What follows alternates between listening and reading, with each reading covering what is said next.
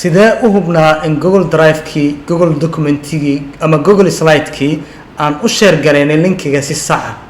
ugu horreyn waxaad tagtaa Google Drive kaaga waxaa ku dhufanaysaa Drive Google Drive kaaga markaad tagtid tusaale waxaad share gareyn kartaa linki walbo ama documenti walbo tusaale waxaan rabaa inaan share gareeyo task tracker documentiga ku qoran tahay markaad documentiga imaatid aad share gareynaysid waxaad tagaysaa meeshaas ay ku qoran tahay share meesha ku qoran tahay waxaa noo soo baxday markaa kor saaray calaamadda muuska private only to me waa ammaan kaliya waxaa gali kara aniga waxaa kaliya gali kara documentigan akoonkan qof kale ma gali karo ama shirkadda kala shaqeeyo ama banaanka ka ahaado ma gali karo tusaale waxaa ku dhufatay share markaa dhahay dadka badankood waxay sameeyaan copy link ay qaataan laakiin saas ma ku share gareysmaayo documentigan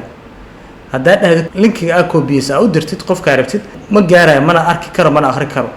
waa ugu horeyn waa inaad sameysaa qofka aad rabtid gmailkiisa waa gelin kartaa inaad saasna ugu diri kartaa adoo weliba usii sameynayo qofkan wuxuu yahay ma inuu viewer bas noqdo rabtaa oo arka kaliya ma waxaa rabtaa inuu noqdo comment inuu kasoo bixi ma rabtaa documentigaaga ama waxa u dirtay ama waxaa rabtaa inuu wax ka bedeli karo waxna ku dari karo editor dooranaysa tusaale direct xataa waxa u sameyn kartaa ina isbuuc kadib oosan arkinba documentigan oosan geli karinba waxaa dooranaysaa direct ina waqti u sameysid oo waqtigaas wixii ka dambeeyay documentigan la galin add expire leedahay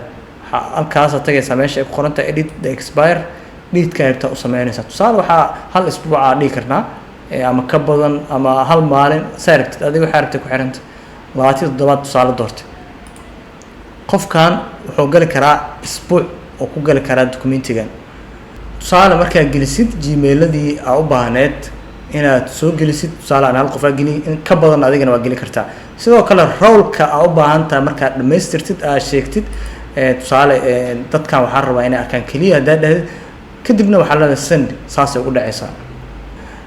sidoo kale waxaan sameyn karnaa documentigan haddaan rabno inaan u dirno dad badan waxaa tagaynaa meeshaan ku qoran tahay general access meeshaan waa restrict qofna ma gali karo waa inaa ka bedeshaa oo ka dhigtaa anyone with the link markaas linkiga haddaa koobiyeyno qofkaa rabna waa u diri karnaa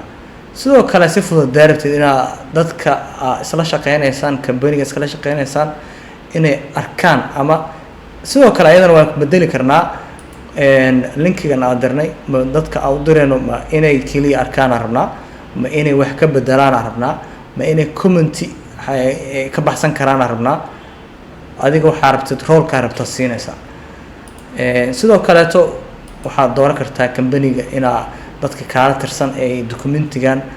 ee arkaan ama waxaa u share gareyn kartaa dadka kaala shaqeynayo companyga ama anyone qof ka baxsan companyga kadibna save dhehaysaa copy the linkiga u diraysaa diyaar mu tahay in ganacsigaaga wax ka bedeshid nagala soo xiriir contactiga hoos